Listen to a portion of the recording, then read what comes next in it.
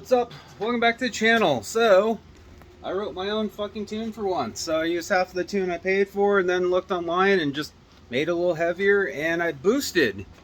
So, I don't know, well, we're going to see the screen here. So according to this, I hit 6.96 pounds because I had corrections in that table. So on the top end I was a little lean, so I'd have fattened it up. And I might be out of injector already. These injectors look new, but they look like they are a Amazon or eBay special because they're new looking and yeah. So I might get some RX-8 injectors. I'm running, strictly wastegate, straight to the wastegate, boost controller.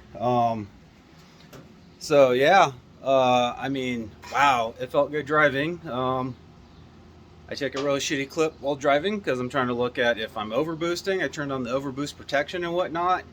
I kind of wish there was like maybe a fueling protection, but I mean, it is what it is. But let's cut to the clip here.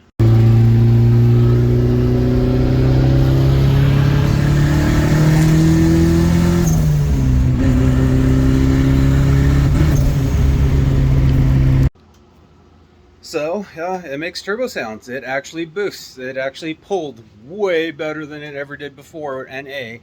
I mean, might be an extra 40 horsepower, but that's 40 more than it had. So if it had, say, 100 crank plus 40, that's what, 50% gain almost? 40% gain if you do real simple math.